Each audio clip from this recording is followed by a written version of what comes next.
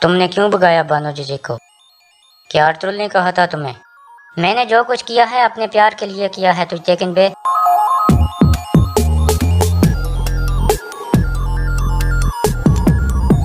دوان پکڑا گیا ہے، بانو جی کو تیر لگ گیا ہے۔ اب بتاؤ بھائی، اور کتنے لوگوں کو تمہاری وجہ سے قربان ہونا پڑے گا؟ آپ کب اپنی آنکھیں کھولو گے اور حقیقت دیکھو گے بھائی؟ بہت ہو گیا ارطغرل۔ السلام علیکم ناظرین، پچھلی قسط کے اینڈ پر آپ نے دیکھا کہ بانو جی ایک سپاہی کو زخمی کر کے بھاگ نکلی تھی۔ اس قسط کے آغاز میں وہ بھاگ رہی تھی کہ گندوگدو کا سپاہی دمرل اسے دیکھ لیتا ہے اور کہتا ہے رک جاؤ، لیکن بانو جی نہیں رکتی۔ دمرل اس پر تیر چلا دیتا ہے جو سیدھا بانو جی کو لگتا ہے اور وہ گر جاتی ہے، لیکن پھر اٹھ کر دوبارہ بھاگنے لگتی ہے۔ دمرل بھی اس کے پیچھے بھاگنے لگتا ہے۔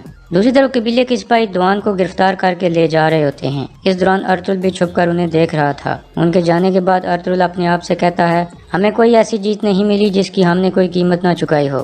دوسری طرف بانو جی بھاگتے بھاگتے اپنے گھوڑے کے پاس پہنچ جاتی ہے اور اس پر سوار ہو کر وہاں سے نکل جاتی ہے۔ دوسری طرف امیر سعد الدین مہمان خانے میں آیا ہوا تھا اور گمس تیغن بھی اس کے پاس پہنچ گیا تھا۔ سعد الدین کہتا ہے تو کورکت بے فوت ہو گیا ہے اور تجھ تیغن نیا سردار بن چکا ہے۔ گمس تیغن کہتا ہے جی ہاں، میری بہن آیت الن کا پورا کنٹرول ہے تجھ تیغن پر۔ سعد الدین کہتا ہے اس کا مطلب ہے جب تم مارگریو بنو گے تو وہ تمہاری طرف ہوگا۔ گمس تیغن کہتا ہے وہ وہی کرے گا جو میں چاہوں گا۔ سعد الدین کہتا ہے لیکن اگر اس نے بھی اپنے باپ کی طرح مارگریو بننے کی خواہش پال لی تو پھر؟ گمس تیغن کہتا ہے تو پھر میں اسے بھی اس کے باپ کی طرح ختم کر دوں گا، اور گندوگدو میری بیٹی سے شادی کرنے والا ہے، اس لیے اس کی طرف سے بھی کوئی خطرہ نہیں ہے۔ سعد الدین کہتا ہے بہت اچھے گمس تیغن، تم ایک ایک کر کے سارے وعدے پورے کر رہے ہو۔ اس کا مطلب ہے قبیلے کے سرداروں سے بات چیت کے لیے کچھ نہیں بچا۔ میں فوراً انہیں بتا دوں گا کہ میں تمہیں مارگریو بنانا چاہتا ہوں۔ اب تم جاؤ اور جا کر آرام کرو، آج کی رات تمہاری ہے۔ دوسری طرف گونجا گل جڑی بوٹیاں لینے کے لیے کاراکائلر کے مقام پر پہنچ گئی تھی۔ تھوڑی دیر میں سلجان بھی وہاں آ جاتی ہے۔ گونجا گل اسے دیکھ لیتی ہے اور چھپ کر اس کا پیچھا کرنے لگتی ہے۔ سلجان ایک درخت کے نیچے کھڑی ہو کر بانو جی کا انتظار کرنے لگتی ہے۔ کچھ دیر بعد بانو جی زخمی حالت میں وہاں پہنچتی ہے۔ گونجا گل بھی قریب ہی چھپ کر سب کچھ دیکھ رہی تھی۔ سلجان بانو جی کو نیچے اتارتی ہے، پھر بانو جی کہتی ہے میرے کندھے سے تیر نکال دو۔ سلجان تیر نکال دیتی ہے اور پھر اس کے زخم پر اپنا رومال رکھتی ہے۔ اس کے بعد بانو جی آہستہ سے پوچھتی ہے کیا گونجا گل آ گئی ہے؟ سلجان کہتی ہے ہاں آ گئی ہے۔ پھر بانو جی اونچی آواز میں بولنا شروع کرتی ہے اور کہتی ہے آیت الن اس دفعہ بچ نہیں پائے گی، مجھے دورو خاتون کی موت کے حوالے سے ایک ثبوت مل گیا ہے۔ یہ سن کر گونجا گل چونک جاتی ہے۔ اس دوران سنگر تیغن بھی ایک جگہ چھپ کر ان کی نگرانی کر رہا تھا۔ پھر بانو جی کہتی ہے اب قبیلے کے درمیان میں مجھے نہیں لٹکایا جائے گا بلکہ میں ان کو لٹکاؤں گی۔ کل شام کو میں دوبارہ یہاں آؤں گی اور اپنے ساتھ وہ ثبوت بھی لے کر آؤں گی۔ وہ ثبوت آیت الن کا خاتمہ کر دے گا۔ اس کے بعد وہ دونوں کھڑی ہو جاتی ہیں اور گونجا گل فوراً وہاں سے بھاگ جاتی ہے۔ پھر سلجان بانو جی کو گھوڑے پر سوار کراتی ہے اور اللہ حافظ کہہ کر اسے روانہ کر دیتی ہے۔ اس کے بعد سلجان واپس قبیلے کی طرف چل پڑتی ہے۔ دوسری طرف مہمان خانے میں شیخ کرمانی سعد الدین کے پاس پہنچتا ہے۔ سعد الدین اسے دیکھ کر پریشان ہو جاتا ہے۔ شیخ کرمانی کہتا ہے میں آپ کو بتانا چاہتا ہوں کہ ہم ہر وقت آپ کی خیریت کے لیے دعا کرتے ہیں۔ سعد الدین کہتا ہے بہت خوشی ہوئی مجھے، بیٹھیے۔ شیخ کرمانی اس کے پاس بیٹھ کر کہتا ہے ہم اپنے دوستوں کے ساتھ ساتھ اپنے دشمنوں کے لیے بھی دعا کرتے ہیں۔ سعد الدین کہتا ہے میں نے کبھی نہیں سنا کہ کوئی اپنے دشمن کے لیے بھی دعا کرتا ہے۔ شیخ کرمانی کہتا ہے ہم دعا مانگتے ہیں کہ یا رب ان پر شفقت فرما جو فساد پھیلاتے ہیں اور بغاوت کرتے ہیں اور چوروں کی طرح رہتے ہیں۔ تھوڑی دیر بعد شیخ کرمانی کھڑے ہوتے ہوئے کہتا ہے میں یہاں کائی قبیلے کی طرف آیا تھا تاکہ ارطغرل بے سے ملاقات کر سکوں جس نے ان ظالموں کو سبق سکھایا تھا جو ہمیں ذبح کرنا چاہتے تھے۔ سعد الدین کہتا ہے اچھا تو وہ ارطغرل ہے جس نے تمہیں اس حملے سے بچایا تھا۔ شیخ کرمانی کہتا ہے اللہ کا شکر ہے جو ہر شر سے خیر نکالتا ہے۔ اس کے بعد شیخ کرمانی وہاں سے چلا جاتا ہے۔ دوسری طرف گونجا گل بھاگتی ہوئی واپس قبیلے میں پہنچتی ہے اور فوراً آیت الن کے پاس جاتی ہے۔ آیت الن اس سے پوچھتی ہے خیر ہے گونجا گل؟ گونجا گل کہتی ہے میں نے سلجان اور بانو جی کو ملتے ہوئے دیکھا ہے۔ پھر وہ آیت الن کو پورا واقعہ سناتی ہے اور آخر میں کہتی ہے کل وہ دوبارہ اسی جگہ ملاقات کرنے والی ہیں اور بانو جی کو وہ ثبوت سلجان کے حوالے کرے گی، پھر عدالت میں ہر چیز کھل جائے گی۔ اب ہم کیا کریں گی؟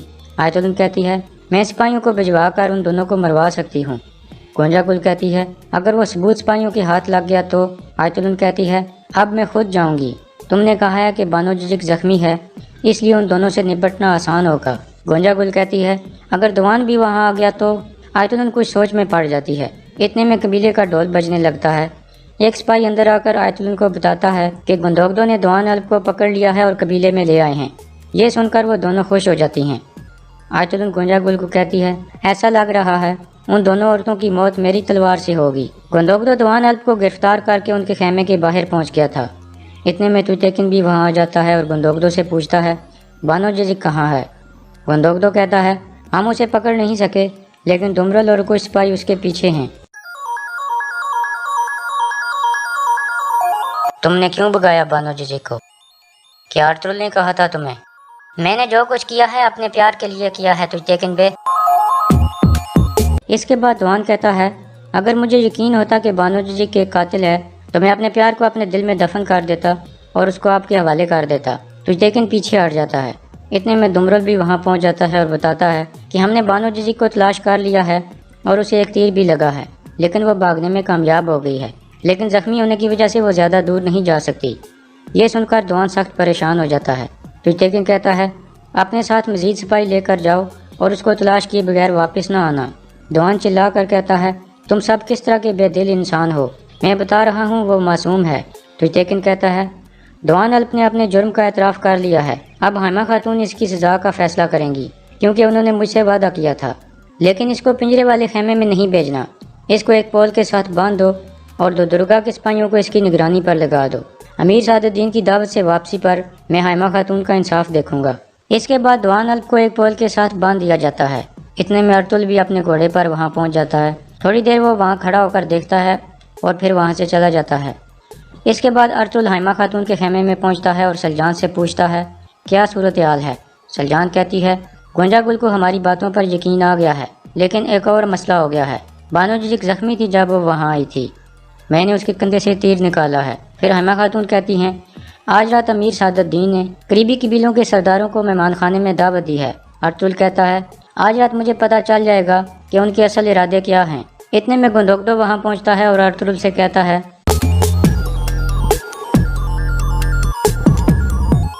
دوان پکڑا گیا ہے، بانو ججک کو تیر لگ گیا ہے، اب بتاؤ بھائی اور کتنے لوگوں کو تمہاری وجہ سے قربان ہونا پڑے گا؟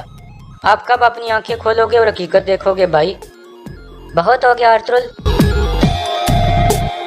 اس کے بعد گندوگدو کہتا ہے میں تمہارے فضول کاموں سے تنگ آ چکا ہوں۔ پھر حائمہ خاتون غصے سے کھڑی ہوتی ہیں اور کہتی ہیں بہت ہو گیا، تم دونوں بھائی کب سدھرو گے اور اکٹھے چلو گے؟ میں تم دونوں کو ایک ذمہ داری دے رہی ہوں، میں چاہتی ہوں کہ تم دونوں میری جگہ امیر سعد الدین کی دعوت پر جاؤ۔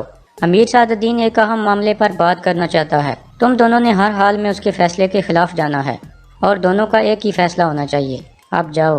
گندوگدو باہر نکل جاتا ہے۔ پھر ارطغرل کہتا ہے ہم ہار نہیں مانیں گے، بانو ججک ایک بہادر لڑکی ہے، وہ وقت پر پہنچے گی، باقی آپ سب کو پتہ ہے کہ کیا کرنا ہے۔ دوسری طرف توتیکن اپنے ایک سپاہی سے دوان کو پٹوا رہا تھا اور اسے پوچھ رہا تھا بتاؤ بانو ججک کہاں ہے، لیکن دوان کچھ بھی نہیں بولتا۔ اتنے میں گندوگدو وہاں پہنچتا ہے اور توتیکن کو کہتا ہے میں دوان الب کو بہت اچھی طرح جانتا ہوں، تم کچھ بھی کر لو اس کے منہ سے ایک لفظ بھی نہیں نکلوا سکو گے، اس کے علاوہ تم نے کہا تھا کہ میری والدہ اس کی سزا کا فیصلہ کریں گی۔ پھر توتیکن سپاہی کو روک دیتا ہے اور کہتا ہے آج کے لیے کافی ہے۔ اتنے میں ارطغرل وہاں پہنچتا ہے اور کہتا ہے توتیکن بے کیا ایک بندے ہوئے سپاہی کو مارنا ایک سردار کی عزت میں اضافہ کرتا ہے؟ توتیکن کہتا ہے یہ کب سے ہوا کہ تم سرداروں کو نصیحتیں دینا شروع کر دو ارطغرل بے؟ ارطغرل کہتا ہے جب تک حقیقت سامنے نہیں آتی میرے سپاہی سے دور رہو۔ پھر گندوگدو ان دونوں کے پاس آ کر کہتا ہے اپنے غصے کو قابو میں رکھو جب تک کہ ہم امیر سعد الدین کی دعوت سے واپس نہیں آ جاتے۔ اس کے بعد توتیکن وہاں سے چلا جاتا ہے اور ارطغرل دوان کو دلاسا دیتا ہے۔ شام کو مہمان خانے میں دعوت شروع ہوتی ہے، کافی سارے قبیلوں کے سردار وہاں پہنچ چکے تھے۔ اتنے میں ارطغرل، گندوگدو اور توتیکن بھی وہاں پہنچ جاتے ہیں اور ان کے ساتھ بیٹھ جاتے ہیں۔ تھوڑی دیر بعد سعد الدین اور گمستگین وہاں پہنچتے ہیں، سب کھڑے ہو کر ان کا استقبال کرتے ہیں۔ پھر سعد الدین کہتا ہے یہ میرے لیے ایک شرف کی بات ہے، آپ سب کو یہاں دیکھ کر مجھے بہت خوشی ہو رہی ہے۔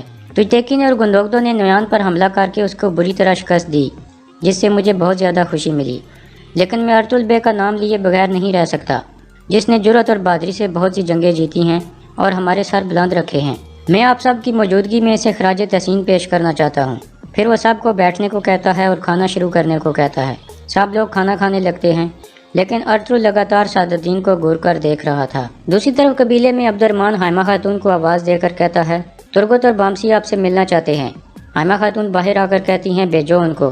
तुर्गुत और बामसी अंदर आकर कहते हैं, हम दुआन के बारे में बहुत परेशान हैं। दुआन बानो जीजी के जख्मी होने का सुनकर बहुत बेचैन है। हम सिर्फ उसे ये बताना चाहते हैं कि बानो जीजी ठीक है, लेकिन तो दुर्गा के सिपाही हमें उसके करीब नहीं जाने दे रहे।